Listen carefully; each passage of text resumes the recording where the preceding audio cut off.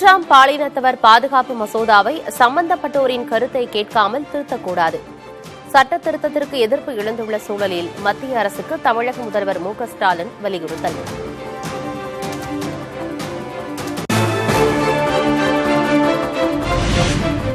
மக்கள் தொகை கணக்கெடுப்பு அடிப்படையில் தொகுதி மறுவரையறை செய்யக்கூடாது. 4 மாநிலங்களில் விரைவில் தேர்தல் நடக்கும் நிலையில் உள்நோக்கத்துடன் மத்திய அரசு செயல்படுவதாக முதல்வர் மு.க.ஸ்டாலின் கண்டனம்.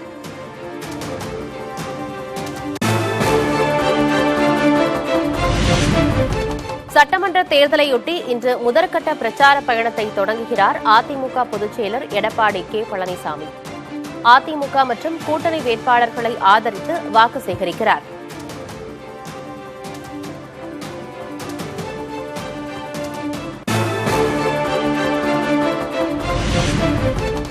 சட்டமன்ற தேர்தலையொட்டி தேர்தல் அறிக்கையை வெளியிட்டது அதிமுக.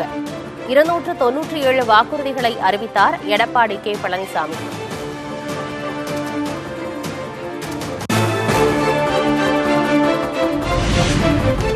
குடும்ப அட்டைக்கு 1 கிலோ பருப்பு, 1 லிட்டர் சமையல் எண்ணெய் வழங்கப்படும். ஒவ்வொரு குடும்பத்துக்கும் விலையில்லா பிரிட்ஜ், ஆண்டுக்கு 3 சிலிண்டர்கள் வழங்கப்படும் எனவும் வாக்குறுதி அளித்த அதிமுக. குடும்ப அட்டைதாருக்கு தற்போது வழங்க வரும் விலையில்லா அரிசியோடு 1 கிலோ பருப்பு, 1 லிட்டர் சமையல் எண்ணெய் விலையில்லாமல் அனைத்து குடும்ப அட்டைக்கும் வழங்கப்படும். ஆண்டுக்கு 3 கேஸ் சிலிண்டர் ஒவ்வொரு குடும்பத்திற்கும் வழங்கப்படும். அரிசி குடும்ப அட்டைதாரருக்கு குளிர்பதன பெட்டி பிரிட்ஜ் விலையில்லாமல் வழங்கப்படும்.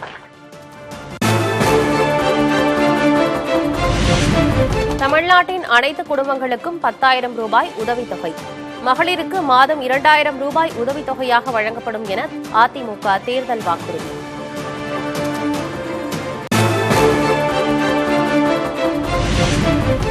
தீபாவளிக்கும் விலையில்லா வேட்டி சேலை, பொங்கலுக்கு 1000 ரூபாய் ரொக்கம்.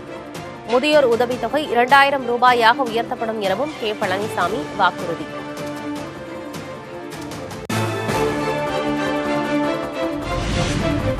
திமுக கூட்டணியில் காங்கிரசுக்கு அடுத்து தேமுதிகவுக்கு அதிக தொகுதிகள் ஒதுக்கீடு. ஏற்கனவே மாநிலங்களவை இடம் வழங்கப்பட்ட நிலையில் 10 தொகுதிகளை ஒதுக்கியது திமுக.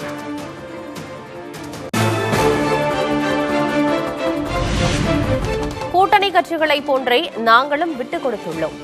எதிர்பார்த்த தொகுதிகளை விட குறைவாகவே பெற்றிருப்பதாக பிரேமலதா விஜயகாந்த் பேட்டி. இதை விட அதிகமான தொகுதிகள் கேட்கப்பட்டது. நீங்க எல்லாம் நேற்று என்கிட்ட ஒரு கேள்வி கேட்டீங்க, மற்றவங்க எல்லாம் விட்டு கொடுக்குறாங்களே, நீங்களும் விட்டு கொடுக்குறீங்களான்னு. அந்த மாதிரி நாங்க கேட்டதில் நாங்களும் விட்டு கொடுத்த பிறகுதான் இந்த 10 தொகுதிகள் இறுதி செய்யப்பட்டிருக்கிறது. அதுதான் உண்மை. எனவே நாங்களும் கூட்டணிக்காக நாங்களும் எங்களுடைய தொகுதிகளை விட்டுக் கொடுத்திருக்கிறோம்.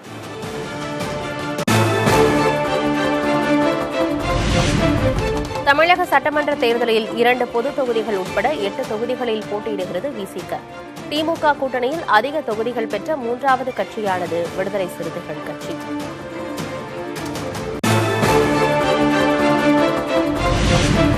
ராஜ்யசபா சீட்டு கேட்டு அழுத்தம் தற்போது கொடுக்கவில்லை என திருமாவளவன் விளக்கம். அதே சமயம் விசிகாவின் விருப்பத்தை பரிசீலிப்பதாக திமுக கூறியிருப்பதாகவும் பேட்டி. ராஜ்யசபாவை நாங்கள் வெளிப்படையாக பேசினோம். அது நியாயமானதுதான். உங்களுக்கு தருவதற்கான எல்லா தகுதியும் அல்லது எல்லா விதமான முகாந்திரமும் உள்ளது. 2028 4 இடங்கள் அல்லது 6 இடங்கள் காலியாகும். எனவே இப்போதைக்கு அதை பேசுவதில் எந்த பொருளும் இல்லை என்று நாங்கள் அதற்கு உரிய அழுத்தம் கொடுக்கவில்லை.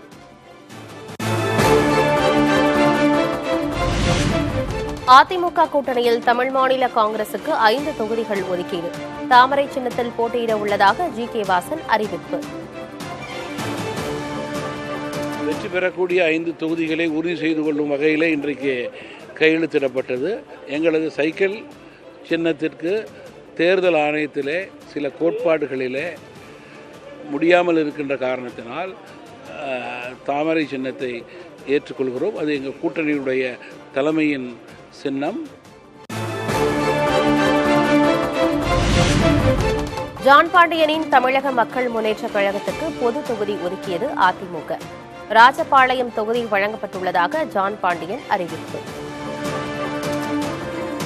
இந்த நாட்கள் கோரிக்கையான பட்டியல் வெளியீட்டம் கொடுத்து நாங்கள் தேவேந்திர குல வேளாளர்கள்லாம் போராடி கொண்டிருக்கின்ற நேரத்தில் ஒரு பொது தொகுதியை மகிழ்ச்சியோடு மனநிறைவோடு ராஜபாளையம் தொகுதியை நான் பெற்றிருக்கிறேன். மற்றற்ற மகிழ்ச்சி. தேசிய ஜனநாயக கூட்டணியில் தென்னிந்திய ஃபார்வர்ட் பிளாக் கட்சிக்கு ஒரு தொகுதி. பாஜகவின் தாமரை சின்னத்தில் போட்டியிட உள்ளதாக திருமாறன் பேட்டி.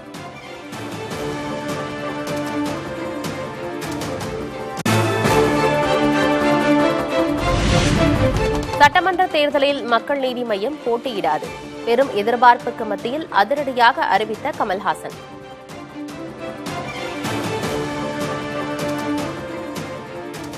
என்னுடைய கட்சியின் உறுப்பினர்கள் எல்லாம் அவர்களுடன் கலந்து ஆலோசித்து நான் எடுத்த முடிவு. இதில் வெளியிலிருந்து நாங்கள் ஆதரவு கொடுப்போம். ஆதரவு என்றால் அழுத்தமான ஆதரவாக இருக்கும், தோளாக இருக்கும்.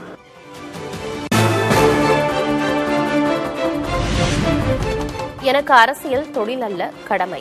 திமுக ஆட்சி தொடர வேண்டும் என்பதற்காகவே இந்த முடிவை எடுத்ததாக ஸ்டாலினை சந்தித்த பின் கமல்ஹாசன் பேட்டி.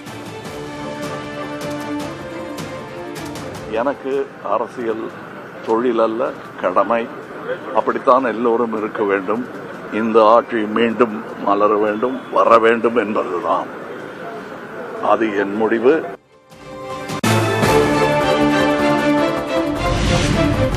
கமல்ஹாசனின் தியாகம் என்னை மிகவும் நெகிழ வைத்துவிட்டது என முதல்வர் ஸ்டாலின் பதிவு. கமலுக்கும் மக்கள் நீதி மய்யம் தொண்டர்களுக்கும் மனமார்ந்த நன்றி என்றும் பதிவு.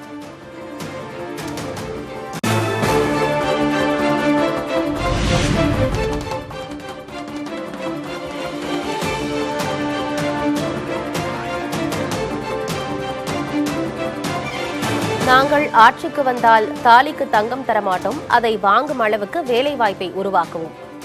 ஆம்பூரில் பரப்புரை மேற்கொண்ட நாம் தமிழர் கட்சியின் தலைமை ஒருங்கிணைப்பாளர் சீமான் பேச்சு. நான் தாலிக்கு தங்கம் தரமாட்டேன், 1 பவன் தங்கம் தரமாட்டேன். 9 பவன் தங்கமானாலும் அவனே வாங்கி கட்டிக்கிற அளவிற்கு வேலை வாய்ப்பையும் வருவாய் பெருக்கத்தையும் தருவேன்.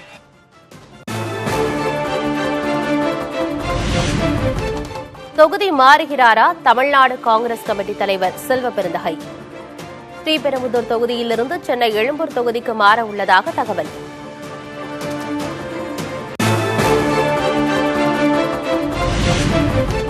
காங்கிரஸ் கட்சியின் முக்கிய நிர்வாகிகள் இன்னும் 2 நாட்களில் தாவேகாவில் இணைய உள்ளதாக ஆதவர்ஜனா பேச்சு.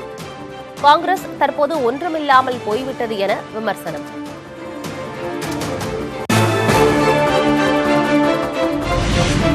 நாமக்கல்லில் காவிரி, சரபங்கா, திருமணிமுத்தாறு, பொன்னியாறு இணைப்பு திட்டத்தை செயல்படுத்த விவசாயிகள் கோரிக்கை. உலகத்தரம் வாய்ந்த கால்நடை ஆராய்ச்சி மையத்தை திறக்க வேண்டும் எனவும் மக்களுடன் புதிய தலைமுறையில் மக்கள் வலியுறுத்தல். காவிரி, சரபங்கா, திருமணிமுத்தாறு, பொன்னியாறு இணைப்பு திட்டம், இத்திட்டத்தை 50 ஆண்டுகளாக இதற்காக போராடி கொண்டிருக்கின்றோம். இங்க ஒரு டைட்டில் பார்க் மெயின்ல அமைச்சாங்க அப்படின்னா எல்லாருக்குமே யங்ஸ்டர்ஸ்க்கு ஈஸியா இருக்கும். 2 ட்ரெயின் மட்டும் தான் நிக்குதுங்க, மற்ற எந்த ட்ரெயினுமே நிக்கிறது இல்லைங்க. கெங்கவெளியில உலகத்தரம் வாய்ந்த கால்நடைக்கான மருத்துவ ஆராய்ச்சி மையத்தை கிட்டத்தட்ட இன்னைக்கு திறக்க விடாம நிறுத்தி வச்சிருக்காங்க.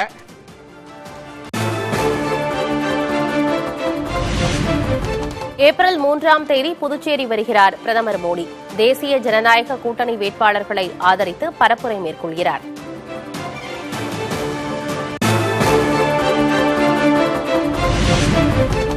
கேரளாவில் தேர்தல் ஆணையத்தின் கடிதத்தில் பாஜக முத்திரை இடம்பெற்ற விவகாரம். சமூக வலைதள பயனர்களுக்கு காவல்துறை நோட்டீஸ்.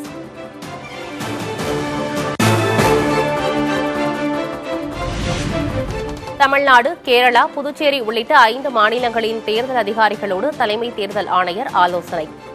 தேர்தல் காலத்தில் சட்டவிரோத பணம், போதைப்பொருள் கடத்தலை தடுக்க மாநில எல்லைகளில் சோதனைச் சாவடிகளை பலப்படுத்த உத்தரவு.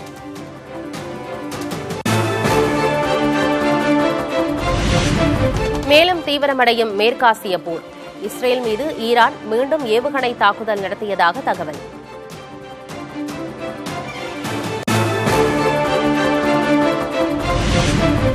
ஈரானுடன் பேச்சுவார்த்தை நடத்தி வருவதாக அமெரிக்க அதிபர் டிரம்ப் கூறியதை மறுத்தது ஈரான் வெளியுறவுத்துறை. டிரம்ப் கூறியது முற்றிலுமான பொய் செய்தி என சாடல்.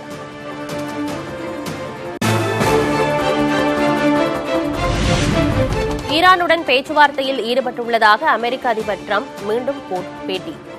அணு ஆயுதத்தை வைத்திருக்கக் கூடாது என்ற நிபந்தனையை ஈரான் ஏற்றுக்கொண்டதாகவும் விளக்கம்.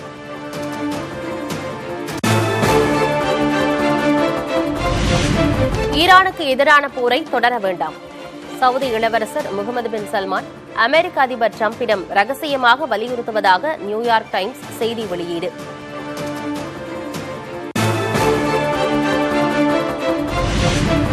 பிரதமர் நரேந்திர மோடியுடன் அமெரிக்க அதிபர் டொனால்டு டிரம்ப் பேச்சு. மேற்காசிய போர், ஹோர்மோஸ் நீரிணை நிலவரம் தொடர்பாக இருவரும் விவாதித்ததாக தகவல்.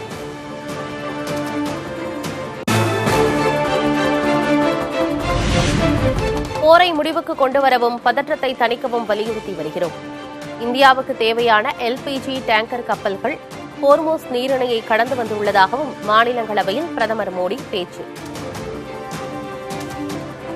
प्रयास ये है कि जहां से भी संभव हो वहां से तेल और गैस की सप्लाई भारत पहुंचे.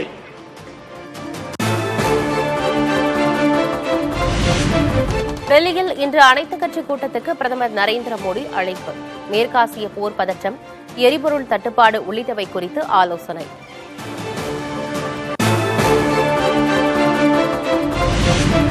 மோடி அரசின் வெளியுறவுக் கொள்கை உலகளவில் கேலிக்குரியதாகிவிட்டது. மக்களவை எதிர்க்கட்சித் தலைவர் ராகுல் காந்தி விமர்சனம். हमारी जो फॉरेन पॉलिसी है, this is Prime Minister Modi's personal foreign policy. You can see the result of this. It's a universal joke. Everybody considers it a universal joke. If the Prime Minister is compromised, our foreign policy is compromised.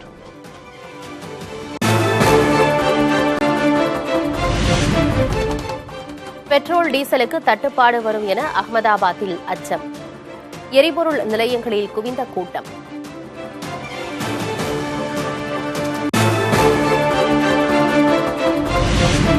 பிலிப்பைன்ஸில் எரிசக்தி பற்றாக்குறை தீவிரம். தேசிய அளவில் எரிசக்தி அவசர நிலை அறிவிப்பு.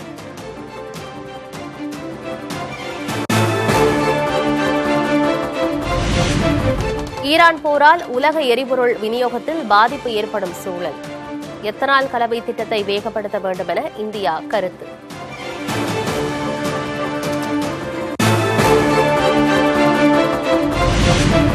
ஐக்கிய அரபு அமீரகத்துடனான தங்க இறக்குமதி உரிமை சலுகை உரிமங்களின் காலக்கெடுவை நீட்டித்த மத்திய அரசு. போர் சூழலால் உலகளாவிய வர்த்தகம் பாதிக்கப்பட்டுள்ளதை கருத்தில் கொண்டு நடவடிக்கை.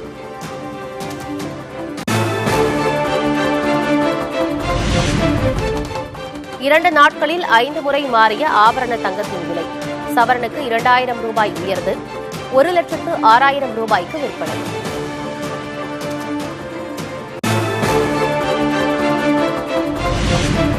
மேற்காசிய போரின் தாக்கத்தால் தொடர்ந்து சரியும் முட்டை கொள்முதல் விலை.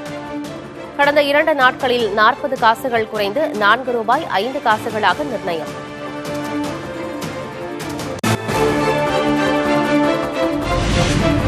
அமெரிக்காவின் நியூயார்க் விமான நிலையம் அருகே விமான விபத்தில் இருக்கையுடன் தூக்கி வீசப்பட்ட பணிப்பெண். 300 அடி தூரத்தில் உயிருடன் மீட்கப்பட்ட வினோதம்.